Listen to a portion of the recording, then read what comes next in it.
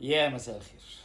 النهارده هنتكلم على فيلم محمد رمضان اسد، بس قبل ما اتكلم على اسد فوجئت بان الفيديو بتاعي اللي عملته على فيلم سيفن دوجز بعد ما اتفرجت عليه، الريفيو اللي عملته انه في شركه اسمها نجومي ميديا، تقريبا نجومي ميديا عملت كومبلين على الفيديو وحظروا الفيديو على اليوتيوب.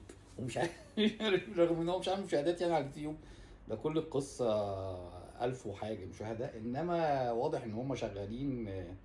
لما دخلت حاولت أشوف الشركة، يعني إن هم شغالين بيوزعوا شركات الإنتاج والممثلين، وشركة سوشيال ميديا مهتمة بالأفلام، ده مهم يعني.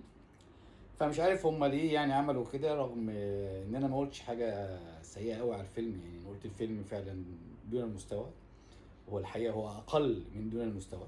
قلت الفيلم بيجيب لك صداع، افكار مكرره، الافكار كلها مكرره. يعني حتى مش هنقول الفيلم هادف ولا مش هادف، انما الفيلم حتى لو صنفناه تصنيف الترفيه، لا هو اقل من المستوى حتى في الترفيه. اكشن مكرر جدا، افكار كلها مكرره ومسروقه من افلام كتير. الممثلين سنهم كبير ومش قادرين يعملوا حركات، وبالتالي الاكشن اللي هو عايزها المخرج، وبالتالي المخرج بدا يستعيد عن دوت بان هو يحرك الكاميرا او يحرك الكادرات بسرعه بسرعه بسرعه بسرعه، وبالتالي يجيب لك صداع وانت مش فاهم ومش شايف فيه ايه، وبعدين بيخرجك من تصوير عادي للتصوير انيميشن، من انيميشن للبلاي ستيشن. فما قلتش يعني يعني انا يعني مش عارف ما قعدتش في الفيلم كتير، رغم ان الفيلم فيه مشاكل اكتر من كده بكتير. والحقيقه العيب مش بس على الانتاج، الانتاج يعني فكره عايزين يعملوا ترفيه، اوكي، بس العيب على الممثلين النجوم اللي عملت الكلام ده. عيب عليكم، انتوا خلاص بقيتوا نجوم كبار وسنكم بقى كبير. عيب لما تعملوا حاجه بلا هدف وبلا مضمون ومكرره. عيب، انتوا اكبر من كده، المفروض ان انتوا ممثلين اكبر من كده.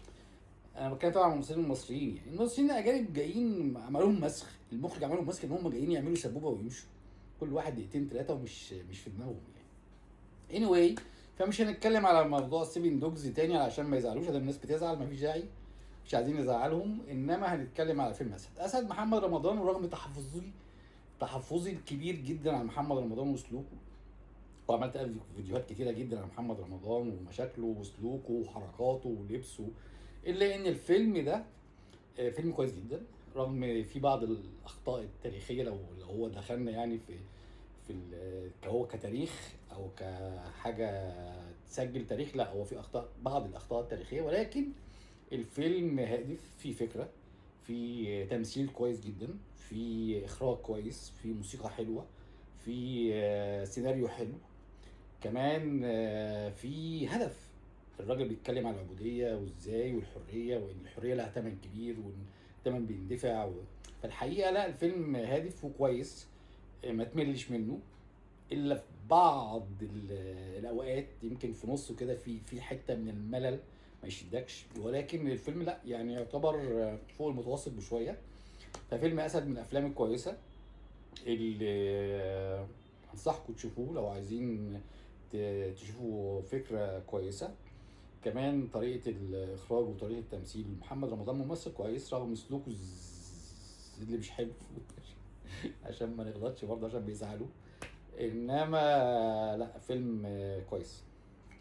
اشكركم على حسن المتابعه، واسفين جدا لابطال وسيفن دوجز، واحنا يا جماعه احنا اسفين لكم لو انتوا زعلانين، يعني ما تزعلوش مننا، بس احنا بنقول راينا بصراحه. يعني الفيلم سيء، الفيلم يكاد، يعني انا لو مش محرج منكم كنت قلت لكم الفيلم ده زباله، بس انا محرج طبعا منكم ومش عايز اضايقكم، فالفيلم سيء جدا. شكرا لكم على حسن المتابعه، ما تنسوش تعملوا لايك وشير على فيسبوك وتيك توك، سبسكرايب على اليوتيوب. انا عمرو محمود، ودول كلمتين من القلب. مساء الخير.